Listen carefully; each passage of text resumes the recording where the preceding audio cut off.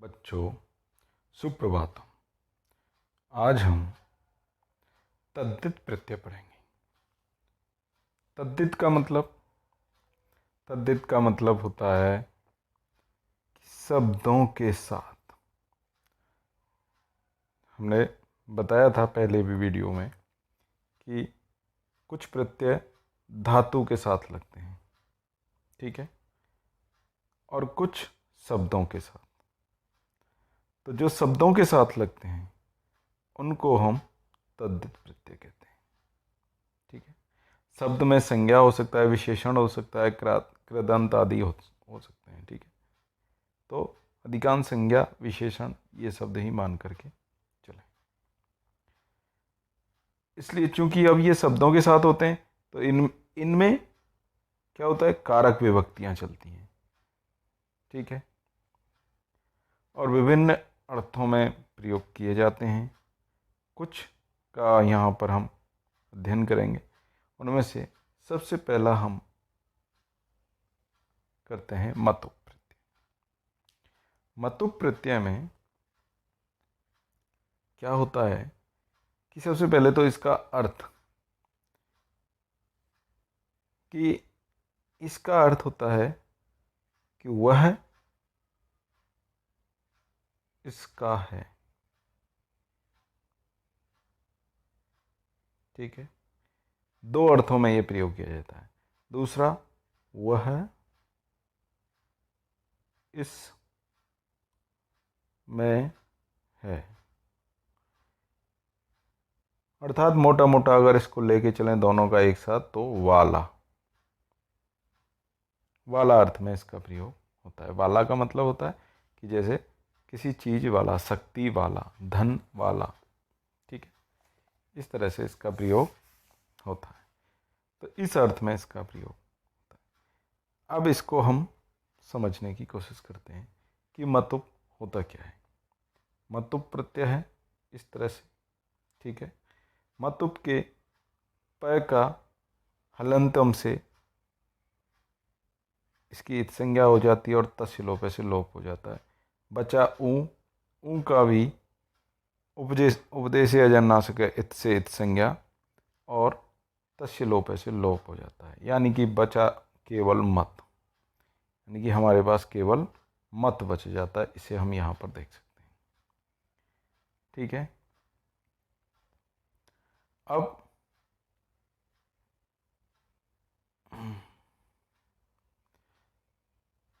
ठीक है, उप का लोप होकर केवल मत जुड़ता है और उदाहरण इसमें दे देते हैं, ठीक।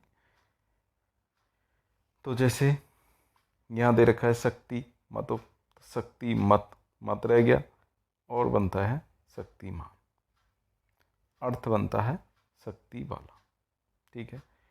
तो अब यहाँ पर हमारे पास पहचानने के लिए क्या होता है कि जिसमें भी, जैसे मान लो गो शब्द है, गो शब्द में अगर मतुप प्रत्यय लगाएंगे, ठीक है, मतुप प्रत्यय लगाएंगे तो क्या बनेगा, गोमान, ठीक है, गोमान बनेगा। यानी कि किसी भी शब्द के साथ जब मान आ रहा है तो इसका मतलब उसमें कौन सा प्रत्यय है, मतुप प्रत्यय है, ठीक है, मतुप प्रत्यय। अब गोमान शब्द को स्त्री विवक्षा में भी तो किया जा सकता है। यानी गोमान, गौ वाला, गौ, बहुत सारी गौ है जिसके पास है, केवल एक गौ अगर उसके पास है तो उसे गोमान नहीं कहा जाएगा, ठीक है।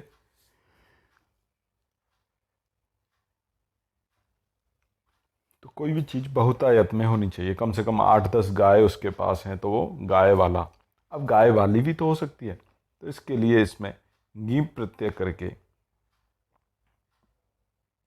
इसके साथ मतुप तो है ही, मतुप प्लस गी करके बन जाएगा गोमती, ठीक है।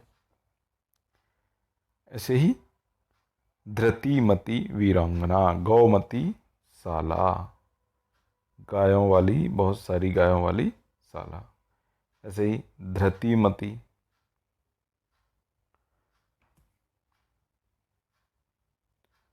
ठीक है, क्षम्यताम, मति में बड़ी की मात्रा आएगी। ठीक है, और गौमती में भी बड़ी की ही आएगी। ठीक है, गौमती, धृतिमती, बुद्धिमती,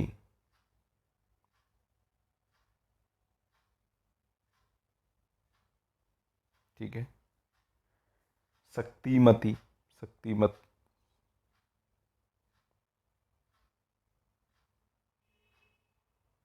ठीक, तो शक्तिमती दुर्गा।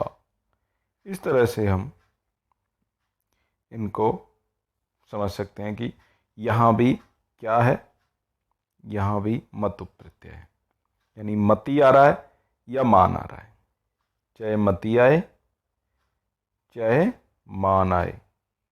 ठीक है, दोनों में ही क्या होगा, मतु प्रत्यय। हम कैसे पहचानेंगे, चाहे मति है तो स्त्रीलिंग है और मान है तो पुल्लिंग है, इसलिए दोनों में ही मतु प्रत्यय है। ठीक है, ऐसे ही और भी बहुत सारे उदाहरण देखे जा सकते हैं, जैसे यहाँ पर दे रखा है श्रीमत, तो श्रीमान, धीमान, बुद्धिमान, मधुमान, इन सब में श्रीमती।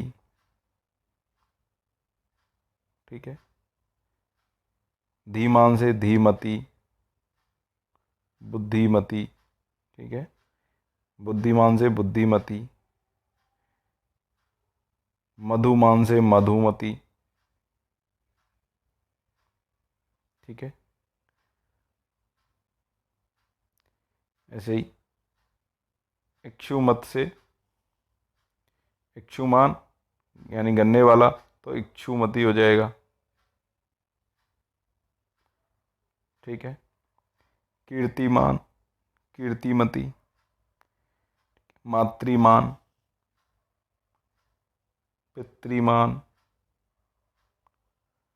ठीक है, शक्तिमान, ये सब रूप बन जाएंगे। इस तरह से रूप हम इनमें बना सकते हैं। अब इसमें ध्यान देने की बात यह है कि इसमें ये जो मतु प्रत्यय होगा उसके लिए हमारे पास 6 चीज़ें आवश्यक रूप से उस शब्द में होनी चाहिए, 6 में से कोई एक, तब हम मतु प्रत्यय कर सकते हैं। कि एक तो इन चीज़ों के साथ ये जो है, मतलब श्री है, धी है, बुद्धि है, कुछ भी है, ये शब्द जो है ये किस में होने चाहिए, सबसे पहले पहला एक है तो बहुतायत में होने चाहिए। ठीक है, ऐसा नहीं कि एक गाय हो उसके पास तो हम उसको कह दें गौमान। ठीक है, थोड़ा सा कुछ हो तो उसको कह दें। दूसरा, इसको निंदा के लिए भी प्रयोग किया जाता है, निंदा अर्थ में भी, कुकुदावर्धनी कन्या, ऐसे तो इन्हीं प्रत्यय लगा कर। ठीक है, प्रशंसा के लिए ऐसे रूपवान। ठीक है,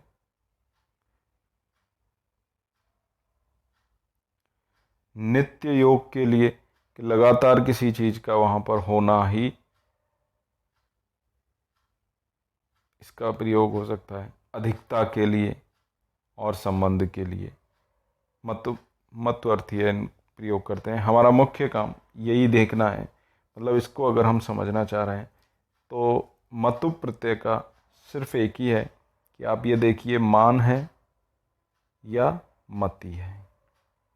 ठीक है, इन दो में से कोई है तो इसका मतलब है कि वहाँ पर मतु प्रत्यय है। ठीक है, कौन सा है, मतु प्रत्यय। ठीक है, अब इस मतु प्रत्यय में एक व्यवस्था और है कि देखिए, यदि ये जो शब्द हैं इन शब्दों में अंतिम अक्षर म हो, ठीक है, या आ हो, या उपधा में, ये तो अंतिम है, या उपधा में। उपधा का मतलब मैंने बताया था कि अंतिम अक्षर से पहले वाला अक्षर भी म हो या आ हो, ठीक है। या तो ये अंत में म हो या आ हो, या उपदा में भी म और आ हो, तो जो अंतिम म है, यानी मान का जो म है, ठीक है, उसको क्या हो जाएगा, वह हो जाएगा, ठीक है। तो मादुपधायाश्च मतोर वो अयवादिभ्य, लेकिन ये यवादि में काम नहीं करेगा, यवादि गण में काम नहीं करेगा, ठीक है। यानी कुछ चीजें ऐसी हैं जहां पर इनको नहीं माना जाएगा। तो जैसे इसके लिए हम उदाहरण देख सकते हैं कि जैसे है सम है, ठीक है। तो सम में क्या है, सम माने क्या होता है, कल्याण। तो इसमें अंतिम अक्षर क्या है, मां है, और हमारी शर्त क्या है, अंतिम या अंतिम से पहला म हो या आ हो, तो मां के स्थान पर क्या हो जाएगा, वह हो जाएगा। यानी तो जो बनना चाहिए था सम्मान, ठीक है, सम्मान, वो क्या बनेगा अब, संवान, यानी मां के स्थान पर क्या हो गया, वह हो गया, ठीक है। गलती से भी अब जब यहां पर संवान है तो हम इसे वतु प्रत्यय न कहेंगे, क्योंकि यह वतु प्रत्यय नहीं है, यह मतुप ही है, ठीक है। हमें ध्यान रखना है, अगर वान आता है और वती आती है तो भी मतुप प्रत्यय ही होगा, मतुप प्रत्यय नहीं होगा, ठीक है। वतुप नहीं होगा, मतुप ही होगा,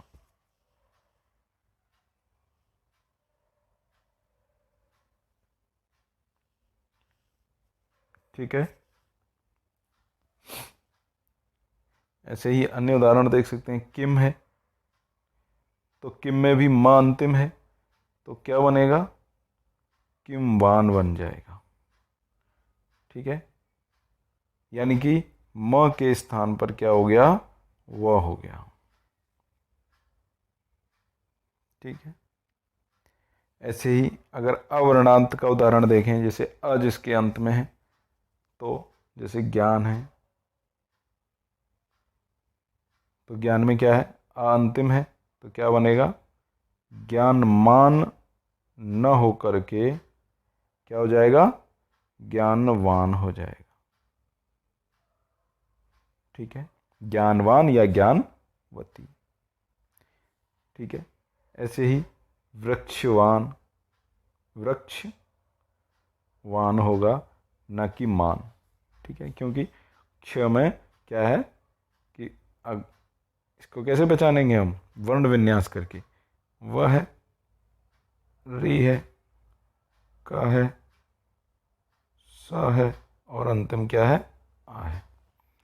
तो हमारी शर्त क्या थी कि अंत में या अंत से पहले वाला अक्षर म हो या अ हो, तो म के स्थान पर क्या हो जाएगा, वह हो जाएगा, ठीक है। सिर्फ इतना सही हमें ध्यान देना है कि म के स्थान पर जो वृक्ष वृक्ष मान बनना था, मान, वो अब क्या हो गया, म के स्थान पर वह हो गया, तो वृक्षवान हो गया, वृक्षवान, ठीक है। ऐसे ही माला है शब्द, मान लो, तो माला से क्या बनेगा, माला मान या मालावान, तो माला मान नहीं हो करके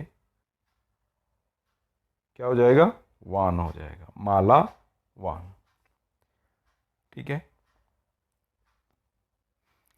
अब मकारोब्द, यानी म उपदा में हो मान लो, यानी कि म कहाँ हो, अंतिम से जस्ट पहले। जैसे मान लो लक्ष्मी है,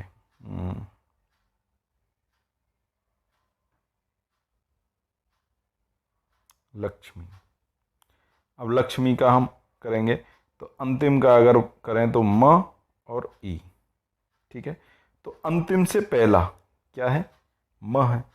और कहा था कि अंतिम या अंतिम से पहला म हो या अ हो तो म के स्थान पर क्या हो जाएगा, मतुप के म के स्थान पर क्या हो जाएगा, व हो जाएगा। ठीक, ठीक है। तो लक्ष्मी के साथ क्या बनेगा, अब लक्ष्मी के साथ क्या मान बनेगा, नहीं, लक्ष्मी मान नहीं होगा, लक्ष्मी वान होगा। ठीक है, लक्ष्मी वान होगा। ठीक है, ऐसे ही समीवान हो जाएगा। समी म है यहाँ पे, कहाँ है, उपधा में, यानी कि अंतिम से जस्ट पहले, तो क्या होगा, वान होगा। ठीक है, ऐसे ही अगर हम अ का उपधा में देखें तो जैसे शब्द है पयस।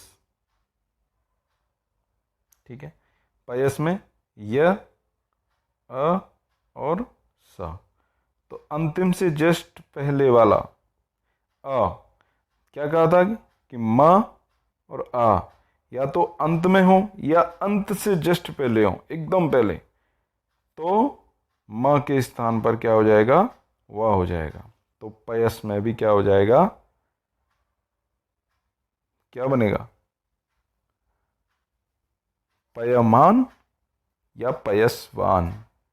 ठीक है, तो क्या बन जाएगा, पयसवान,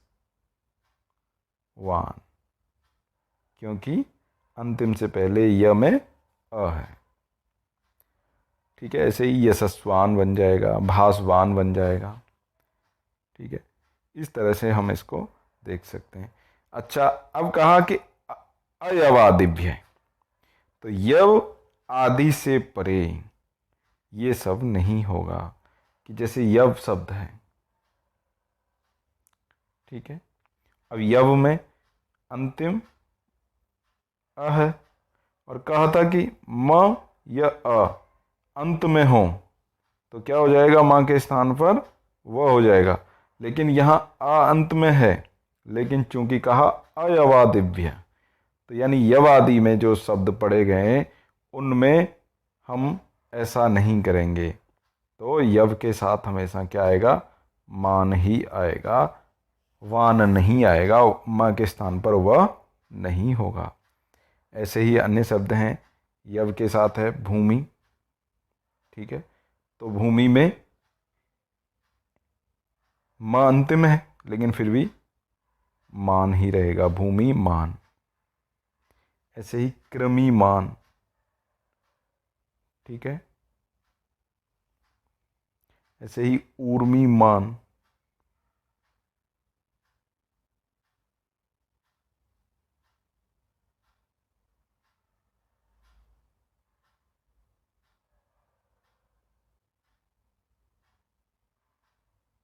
ठीक है,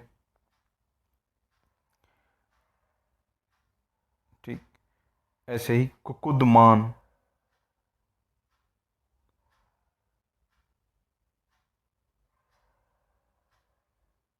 ठीक है, तो ऐसे बहुत सारे रूप बनते हैं। अच्छा, एक और कि इसके अतिरिक्त झय सूत्र द्वारा झयंत से परे भी मकार को वकार आदेश नहीं होगा। जैसे मर्दवान। ठीक है, तो विद्युतवान।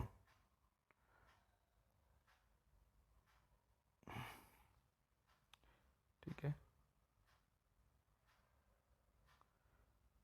यानी कि यहां भी म को क्या हो जाएगा, वह हो जाएगा, कब, झय अंत में हो तो। ठीक है, झयंत शब्दों में भी अंत में, तो झय में त है। ठीक है, इसी तरह से बनेगा विद्युतवान।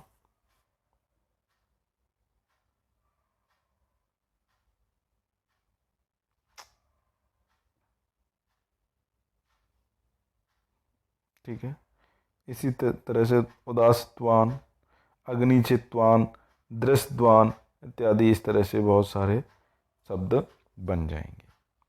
इसलिए मतु प्रत्यय ही होता है जब किसी शब्द के बाद वान लगा होता है। तब भी कुछ बच्चे गलती कर देते हैं कि इसको वतुप समझ लेते हैं। वतुप प्रत्यय यहाँ नहीं होता है, वो अलग होता है, उसे अलग वीडियो में हम बताएंगे। जहाँ वतुप का अर्थ होता है परिमाण, यानी किसी चीज़ को नापने के लिए, मापने के लिए। ठीक है, तो वहाँ बनता है यावान। ठीक है, यावान, यावत, यावती।